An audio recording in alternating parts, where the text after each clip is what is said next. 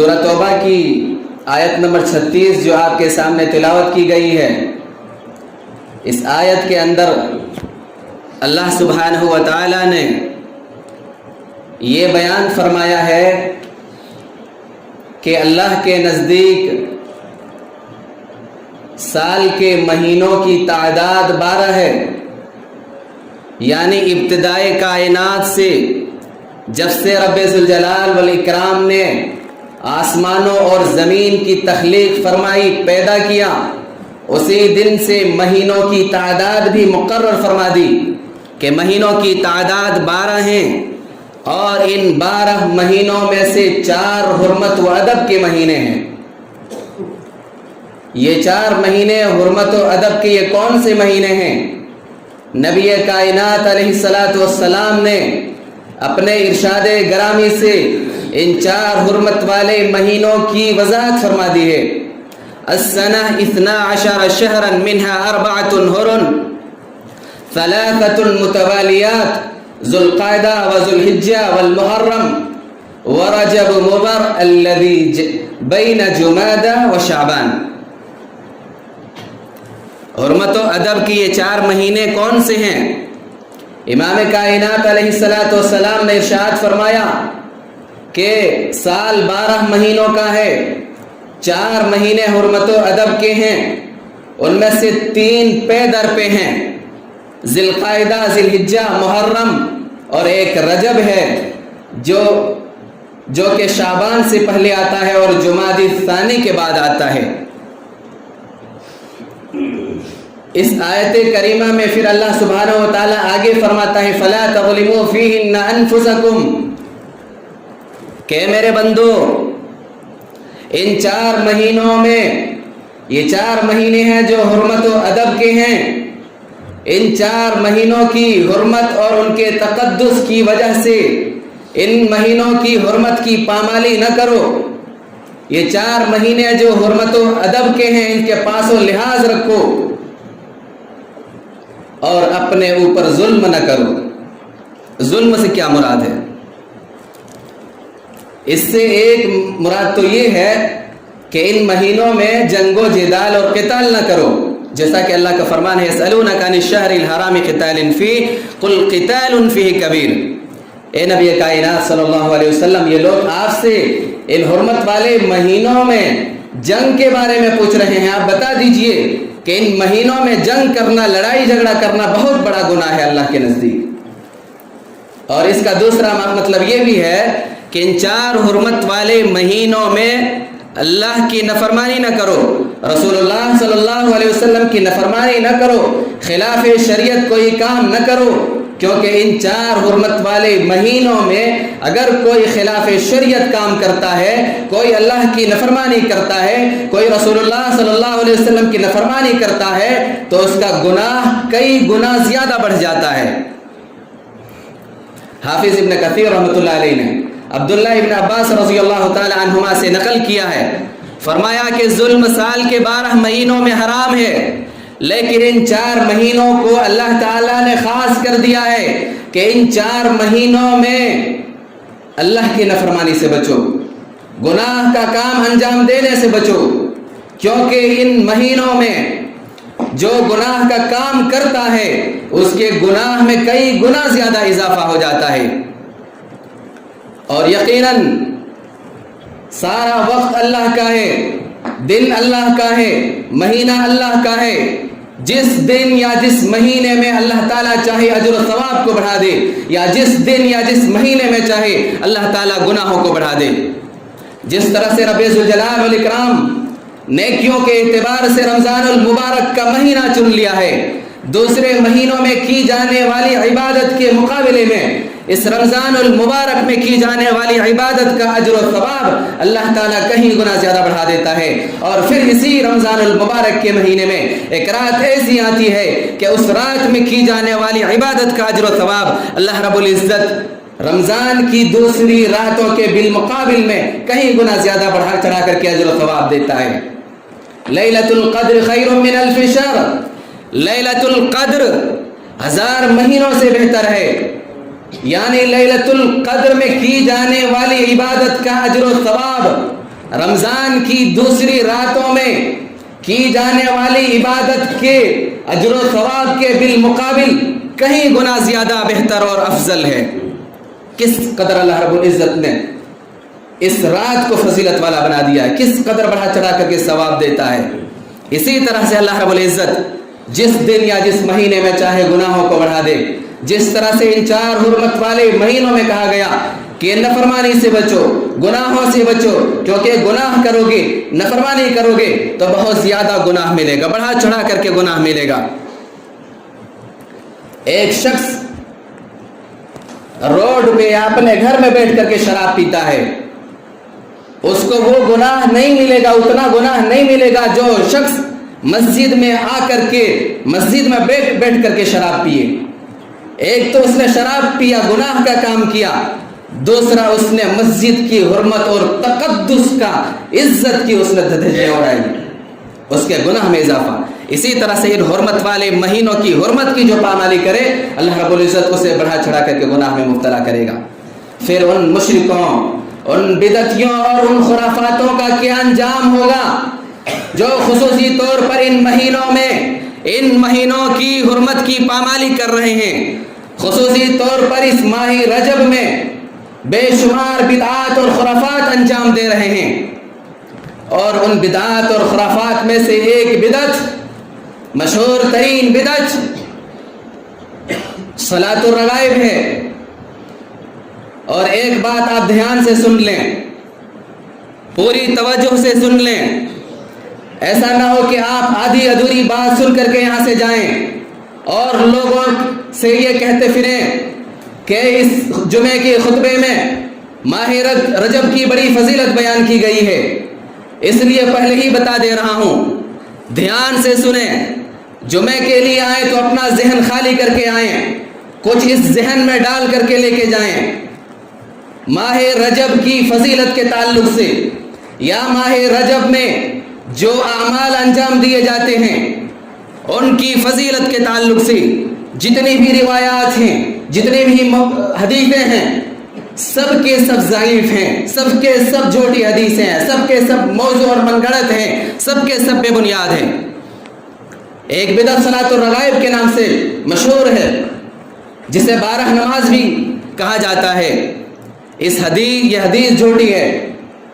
اس میں کہا گیا رجب اللہ کا مہینہ ہے، شعبان میرا مہینہ ہے، رمضان میری امت کا مہینہ ہے۔ پھر اسی حدیث میں آگے کہا گیا کہ جو شخص رجب کی پہلی جمعرات کے دن کا روزہ رکھے، پھر افطاری کرنے کے بعد مغرب اور عشاء کے درمیان 12 رکعت نماز پڑھے، نماز پڑھنے کی کیفیت اور طریقہ یہ ہونا چاہیے کہ ہر رکعت میں سورہ فاتحہ کے بعد 3 مرتبہ سورہ قدر، 12 مرتبہ سورہ اخلاص پڑھے، نماز سے فارغ ہو، اور نماز سے فارغ ہونے کے بعد 70 مرتبہ مجھ پر درود بھیجے، اللہم صلی علی محمد النبی الامی وعلی آلہ، یہ درود پڑھے، اور پھر سجدے میں جائے، 70 مرتبہ سبوح قدوس رب الملائکۃ والروح پڑھے، پھر سجدے سے سر اٹھائے، 70 مرتبہ یہ دعا پڑھے، رب اغفر ورحم وتجاوز عما تعلم انک انت العزیز الاعظم۔ پھر دوسرا سجدہ بھی اسی طرح سے کر لے، اور اس کے بعد اللہ سے جو کچھ مانگے اس کی ہر حاجت اللہ تعالیٰ پوری کر دیتا ہے۔ یہ رجب کی فضیلت کے تعلق سے یہ اعمال انجام دیے جاتے ہیں۔ جھوٹی حدیث ہے، جھوٹی، اس حدیث کا آپ صلی اللہ علیہ وسلم سے کچھ بھی تعلق نہیں ہے۔ لوگوں نے یہ حدیث اپنی طرف سے بنائی اور نبی کائنات علیہ الصلوۃ والسلام کی طرف منسوب کر دیا۔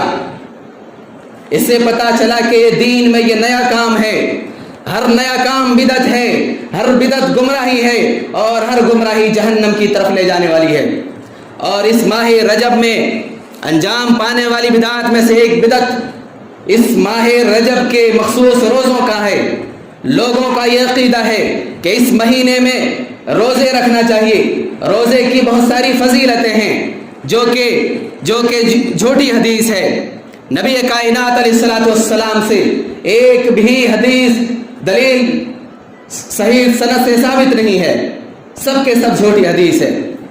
امام شوکانی نے علی بن ابراہیم العطار سے نقل فرمایا ہے کہ مخصوص روزوں کے تعلق سے ماہ رجب کے مخصوص روزوں کے تعلق سے جو کچھ روایت کیا جاتا ہے سب کے سب موضوع اور من گھڑت اور بے بنیاد ہے۔ ان جھوٹی حدیثوں میں سے ایک حدیث یہ بیان کی جاتی ہے کہ رجب بڑی عظمت والا مہینہ ہے، جو شخص اس مہینے میں ایک دن کا روزہ رکھے اللہ تعالیٰ اس کے لیے 1000 سال کے روزے لکھ دیتا ہے۔ جو شخص 2 دن کے روزے رکھے اللہ تعالیٰ اس کے لیے 2000 سال کے روزے لکھ دیتا ہے۔ جو شخص 3 دن کے روزے رکھے اللہ تعالیٰ اس کے لیے 3000 سال کے روزے لکھ دیتا ہے۔ اور جو شخص 7 دن کے روزے رکھے مسلسل اللہ تعالیٰ اس کے لیے جہنم کے سارے دروازے بند کر دیتا ہے۔ اور جو شخص 8 روزے مسلسل رکھ لے اللہ تعالیٰ اس کے لیے جنت کے 8 دروازے کھول دیتا ہے، جس دروازے سے چاہے جنت میں داخل ہو جائے۔ اور جو شخص 15 دن کا روزہ رکھ لے مسلسل پھر اس کی برائیاں نیکیوں میں تبدیل کر دیا جاتا ہے، اور آسمان سے ایک اعلان کرنے والا اعلان کرتا ہے کہ اللہ نے تمہاری مغفرت فرما دی ہے، لہٰذا آج سے تم نئے سرے سے عمل شروع کر دو۔ اور جو اس سے زیادہ روزے رکھتا ہے اللہ تعالیٰ اسے اور بھی زیادہ عطا کرتا ہے۔ یہ حدیث بھی من گھڑت ہے۔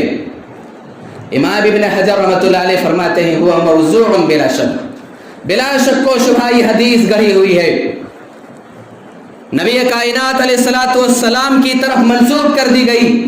لوگوں نے اس حدیث کو اپنی طرف سے بیان کیا ہے، عربی کے چند کلمات اپنی زبان سے ادا کر کے نبی کائنات علیہ الصلوۃ والسلام کی طرف منسوب کر دیا کہ یہ آپ صلی اللہ علیہ وسلم کی حدیث ہے، یہ آپ صلی اللہ علیہ وسلم کا قول ہے، جبکہ نبی کائنات علیہ الصلوۃ والسلام کا اس حدیث سے کوئی تعلق نہیں ہے۔ اور آپ صلی اللہ علیہ وسلم نے ارشاد فرمایا ہے جو مجھ پر جھوٹ باندھے گا، یعنی ایسی بات اپنی طرف سے کہے جو بات میں نے نہیں کہی ہے، تو پھر اس کا ٹھکانہ جہنم ہے، اس کا ٹھکانہ جہنم ہے۔ من کذب علی متعمدا فلیتبوأ مقعدہ من النار، جو شخص مجھ پر جھوٹ باندھے گا یعنی ایسی بات اپنی طرف سے کہے گا جو میں نے نہیں کہی ہے، تو یقین کر لے اس کا ٹھکانہ جہنم ہے۔ اس سے پتہ چلا کہ یہ بھی دین میں ایک نیا کام ہے، اس سے بچنا چاہیے۔ اور اس ماہ رجب میں انجام پانے والی بدعات میں سے ایک مشہور ترین بدعت شب معراج ہے۔ لوگوں میں یہ بات مشہور ہے کہ نبی کائنات علیہ الصلوۃ والسلام کے اسراء و معراج کا جو معجزہ پیش آیا ہے رجب کی 27ویں تاریخ کو پیش آیا، 27ویں رات کو۔ اسی وجہ سے وہ لوگ رجب کی 27ویں رات کو شب معراج مناتے ہیں، مجلسیں اور محفلیں منعقد کرتے ہیں، نوافل ادا کرتے ہیں، تلاوت قرآن کرتے ہیں، پوری رات جا کر کے عبادت کا اہتمام کیا جاتا ہے، اگلے دن کا روزہ رکھنا مستحب سمجھتے ہیں۔ اس تعلق سے سب سے پہلی بات شب معراج کی تاریخ کے تعلق سے سب سے پہلی بات یاد رکھیں کہ شب معراج کا واقعہ کب پیش آیا، کس تاریخ کو پیش آیا۔ اہل علم کے درمیان اختلاف ہے، اہل علم کے درمیان اختلاف ہے کہ وہ کون سی تاریخ تھی، اور تاریخ کو کجا مہینے میں بھی اختلاف ہے کہ کس مہینے میں اسراء و معراج کا واقعہ پیش آیا۔ کیا وہ رجب کا مہینہ تھا یا وہ محرم کا مہینہ تھا؟ بعض کہتے ہیں ربیع الاول کا مہینہ تھا، بعض کہتے ہیں رمضان المبارک کا مہینہ تھا۔ جب شب معراج کے مہینے میں اختلاف ہے تو تاریخ کی تعین کیسے کی جا سکتی ہے؟ ان لوگوں نے تاریخ متعین کر رکھی ہے بدعات اور خرافات انجام دینے کے لیے۔ اور دوسری بات، اگر بالفرض یہ ثابت بھی ہو جائے کہ وہ تاریخ 27ویں رجب تھی، 27ویں رجب کی شب تھی جب یہ اسراء و معراج کرایا گیا صلی اللہ علیہ وسلم کو، تب بھی یہ ثابت نہیں ہے کہ اس رات کی عبادت کی جائے، شب معراج منایا جائے، مجلسیں اور محفلیں منعقد کی جائے، اگلے دن کا روزہ رکھا جائے، کسی صحیح حدیث سے ثابت نہیں ہے۔ یہ بات طے ہے کہ نبی اکرم صلی اللہ علیہ وسلم کو جو اسراء و معراج کرایا گیا تھا وہ مکی زندگی کا واقعہ ہے، ہجرت مدینہ سے پہلے کا واقعہ ہے، اور یہ اسراء و معراج کا واقعہ پیش آنے کے بعد نبی کائنات علیہ الصلوۃ والسلام صحابہ کے درمیان تقریباً 13 سال موجود رہے، 13 سال موجود رہے، نبی کائنات علیہ السلام نے اس رات کی کوئی فضیلت نہیں بتائی، اگلے دن کا روزے رکھنے کے تعلق سے نہیں بتلایا۔ اگر اس رات کی کوئی فضیلت ہوتی، اگلے دن کا روزہ رکھنا مستحب ہوتا، تو سب سے پہلے نبی کائنات علیہ السلام اس پر عمل کرتے، پھر اس کے بعد صحابہ اکرام کو عمل کا حکم دیتے۔ لیکن کسی بھی صحیح دلیل سے ثابت نہیں ہے، لوگوں نے یہ اپنی طرف سے ایجاد کر رکھا ہے۔ اور اس ماہ رجب کی بدعات میں سے ایک مشہور ترین بدعت رجب کے کونڈے بھرنے کی رسم ہے۔ رجب کے کونڈے بھرنے کی رسم ہے، جس کے لیے 22 رجب کا دن خاص کیا گیا ہے، اور اس تعلق سے بے شمار واقعات بیان کیے جاتے ہیں۔ ان میں سے امام جعفر صادق رحمۃ اللہ علیہ کا واقعہ اور ایک لکڑہارن کا واقعہ بیان کیا جاتا ہے کہ امام جعفر صادق نے کہا، آج کے دن یعنی 22 رجب کا دن جو میرے نام پر نظر و نیاز چڑھائے گا، کونڈے بھر کر تقسیم کرے گا، اس کی ہر حاجت پوری ہوگی، ہر ضرورت پوری ہوگی، اور اگر پوری نہ ہوئی تو کل قیامت کے دن میرا گریبان پکڑ لینا۔ چنانچہ اس لکڑہارن نے کونڈے بھر کر تقسیم کیے تو اس کی ضرورت پوری ہو گئی۔ اس تعلق سے سب سے پہلی بات، کیا امام جعفر صادق رحمۃ اللہ علیہ کی یہ وصیت 1400 سال بعد انکشاف ہونا تھا؟ اس سے پہلے لوگوں کو کیوں معلوم نہیں تھا؟ اور دوسری بات، کیا امام جعفر صادق رحمۃ اللہ علیہ جیسی عظیم شخصیت ایک موحد شخص، توحید پرست شخص شرک کرنے کی دعوت کیسے دے سکتے ہیں؟ وہ ایک موحد شخص تھے، توحید پرست شخص تھے، وہ اپنے نام پر نظر و نیاز چڑھانے کی دعوت لوگوں کو کیسے دے سکتے، وصیت کیسے کر سکتے، جبکہ نظر و نیاز ایک عبادت ہے، اور عبادت صرف اللہ کے لیے خاص کیا جاتا ہے، اور کسی بھی عبادت میں غیر اللہ کو شریک کرنا شرک اکبر ہے، تو وہ شرک کی دعوت کیسے دے سکتے ہیں؟ پھر ذرا سوچیں کہ 22 رجب کا تعلق امام جعفر صادق سے کیا لینا دینا؟ نہ اس دن ان کی ولادت ہوئی نہ وفات۔ اصل بات یہ ہے کہ 22 رجب کو حضرت امیر معاویہ رضی اللہ تعالیٰ عنہ کی وفات ہوئی۔ معاویہ رضی اللہ تعالیٰ عنہ کی وفات ہوئی 22 رجب کو۔ جو لوگ ان سے حسد رکھتے تھے، جو لوگ انہیں برا بھلا کہتے تھے، اس دن ان لوگوں نے جشن منایا، ان لوگوں نے خوشیاں منائی، شیرینیں تقسیم کی، مٹھائیاں تقسیم کی، اور ان لوگوں کی یہ خواہش ہوئی کہ متبعین سنت کے درمیان بھی یہ رواج عام کر دیا جائے، وہ لوگ بھی خوشی منائیں اس دن۔ اس لیے امام جعفر صادق کا یہ واقعہ گڑھ کر کے لوگوں کے سامنے عام کر دیا اور پیش کر دیا۔ بھولے والے مسلمان ان کے اس بات پر آ گئے اور خوشیاں منانے لگے۔ اور اس ماہ رجب کی بدعات میں سے ایک بدعت یہ بھی ہے کہ اس ماہ رجب میں لوگ کثرت سے عمرہ کرتے ہیں۔ یہ اعتقاد رکھتے ہیں کہ اس مہینے میں جو عمرہ کرے گا اس کی یہ فضیلت ہے، زیادہ اہمیت کا حامل ہے، جبکہ خصوصیت کے ساتھ اس ماہ رجب میں عمرہ کرنے کی کوئی فضیلت کی دلیل ثابت نہیں ہے۔ اور اما عائشہ رضی اللہ تعالیٰ عنہ فرماتی ہیں کہ نبی کائنات علیہ السلام نے اپنی پوری زندگی میں 4 عمرے کیے، ان میں سے ایک بھی عمرہ اس ماہ رجب میں ادا نہیں کیا۔ اور اسی طرح سے اس ماہ رجب میں زیادہ سے زیادہ قبروں کی زیارت کی جاتی ہے۔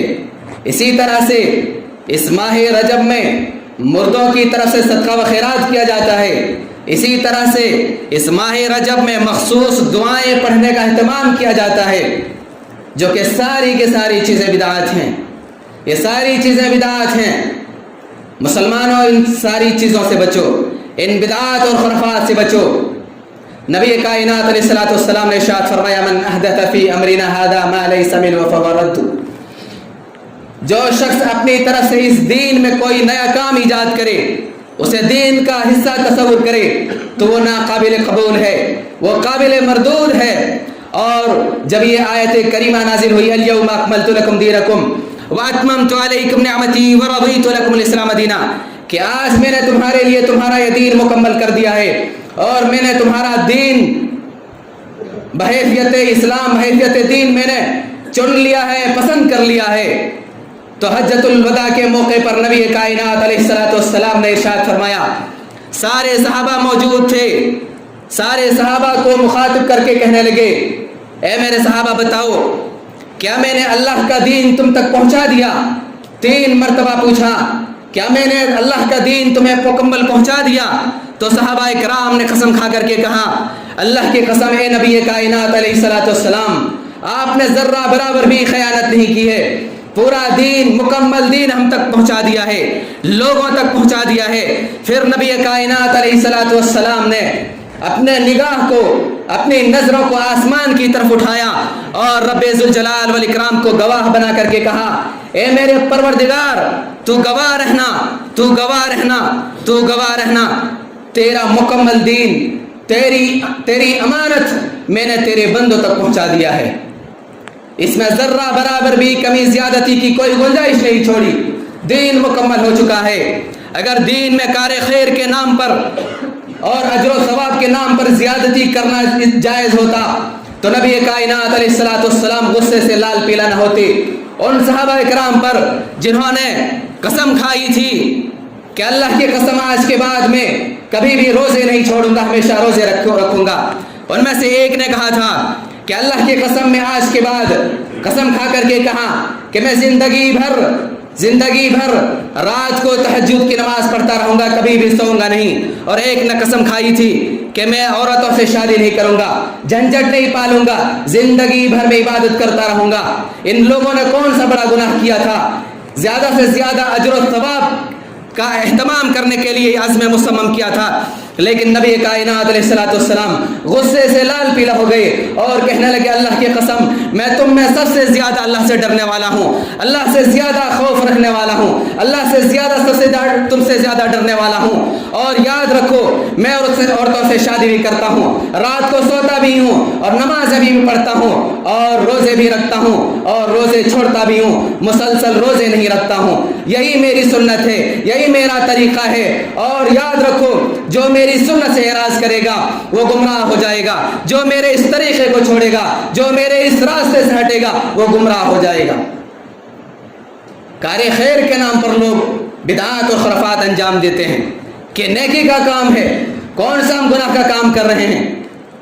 یہ تینوں صحابہ کرام کون سا گناہ کا کام انجام دینے کے لیے سوچ رہے تھے؟ کار خیر تھا۔ نبی کائنات علیہ الصلوۃ والسلام غصہ ہوئے، انہیں ڈانٹ پلائی۔ اور یاد رکھو نبی کائنات علیہ الصلوۃ والسلام نے ارشاد فرمایا، لن تضلوا ما تمسكتم بهما کتاب اللہ و سنت نبی۔ اے میرے صحابہ کرام اور اے لوگوں، یاد رکھو میرے اس دنیا سے چلے جانے کے بعد تم 2 چیزیں مضبوطی کے ساتھ تھامے رہنا، کتاب اللہ اور سنت رسول اللہ کو پکڑے رہنا۔ اور جب تک تم مضبوطی کے ساتھ ان دونوں کو تھامے رہو گے تم کبھی بھی گمراہ نہیں ہو سکتے۔ اور اگر تم ان کتاب و سنت کو چھوڑ کر کے کسی اور راستے کو اختیار کر لو گے تو تم گمراہ ہو جاؤ گے، اور پھر گمراہوں کا انجام اس کا کیا ہے؟ اس کا ٹھکانہ جہنم ہے۔ ان بدعتیوں کو اپنے انجام کی فکر کرنا چاہیے، ان خرافاتیوں کو اپنے انجام کی فکر کرنا چاہیے۔ کل قیامت کے دن ان بدعتیوں کا کیا انجام ہوگا؟ نبی کائنات علیہ الصلوۃ والسلام نے ارشاد فرمایا، انی فرضتکم علی الحوض من مر علی فشرب۔ نبی کائنات علیہ الصلوۃ والسلام نے ارشاد فرمایا کہ حوض کوثر پر میں تمہارا پیش رو ہوں گا اور میں تمہارا حوض کوثر پر انتظار کر رہا ہوں گا۔ جو شخص میرے حوض کے پاس سے گزرے گا وہ اسے پیے گا، اور جو ایک بار پی لے وہ کبھی بھی پیاسا نہیں ہوگا۔ پھر ایسے لوگ میرے حوض کوثر پہ آئیں گے جنہیں میں پہچان رہا ہوں گا کہ یہ میری امت کے لوگ ہیں، وہ بھی مجھے پہچان رہے ہوں گے کہ یہ ہمارے آخری نبی جناب محمد رسول اللہ صلی اللہ علیہ وسلم ہیں۔ پھر میرے اور ان کے درمیان رکاوٹ قائم کر دی جائے گی، فرشتے انہیں روک لیں گے، میں کہوں گا یہ میری امت کے لوگ ہیں، آنے دیں، انہیں میں اپنے ہاتھوں حوض کوثر کا پانی پلاؤں گا۔ پھر فرشتے مجھ سے کہیں گے کہ نبی کائنات علیہ الصلوۃ والسلام، آپ کو نہیں معلوم کہ آپ کی وفات کے بعد ان لوگوں نے آپ کے دین میں کیا کچھ انجام دیا ہے، دین میں آپ کی شریعت میں کیا کچھ نیا کام ایجاد کیا ہے۔ پھر میں کہوں گا سحقاً سحقاً لمن غیر بعدی، دوری ہو ہلاکت و بربادی ہو شخص کے لیے جو میرے مرنے کے بعد, میری وفات کے بعد میری شریعت میں تبدیلیاں کی ہو. میرے اسلامی بھائیوں, اگر چاہتے ہو کہ اللہ اور اس کے رسول صلی اللہ علیہ وسلم کی خوشنودی ہمیں ملے تو ان ساری بدعات اور خرافات سے اپنا دامن چھڑا کر کے کتاب اللہ اور سنت رسول اللہ کو مضبوطی سے پکڑ لو. اللہ اور اس کے رسول کی اطاعت کر لو. اللہ اور اس کے رسول کی اطاعت کرنے پر ہی کامیابی ملے گی. ومن يطع الله ورسوله يدخله جنات تجري من تحتها الانهار خالدين فيها ذلك الفوز العظيم. ومن يعص الله ورسوله ويتعد حدوده يدخله نارا خالدا فيها وله عذاب مهين. رب کائنات ارشاد فرما رہا ہے, جو شخص اللہ اور اس کے رسول صلی اللہ علیہ وسلم کی اتباع کرے گا, جو اللہ اور اس کے رسول کے بتلائے راستے پر چل نکلے گا, رب ذوالجلال والاکرام انہیں ایسے باغات میں داخل کرے گا جس کے نیچے نہریں جاری ہیں, اور وہ ہمیشہ ہمیشہ اسی جنت میں رہیں گے, اور یہی سب سے بڑی کامیابی ہے. لیکن جو اللہ اور اس کے رسول صلی اللہ علیہ وسلم کے راستے کو چھوڑ کر کوئی اپنا راستہ اختیار کر کے اس راستے پر چلے گا اور اللہ کے حدود سے تجاوز کرے گا, رب کائنات اسے ہمیشہ کے جہنم میں داخل کرے گا, اور وہ رسوا کن جگہ ہے جہاں ہمیشہ ہمیشہ اسے رسوائی نصیب ہوگا. تیرے میرے اسلامی بھائیوں, تمام بدعات اور خرافات سے ہمیں بچنا چاہیے اور کتاب اللہ اور سنت رسول اللہ پر ہمیں عمل کرنا چاہیے. اللہ تعالی ہمیں اس کی توفیق دے, آمین.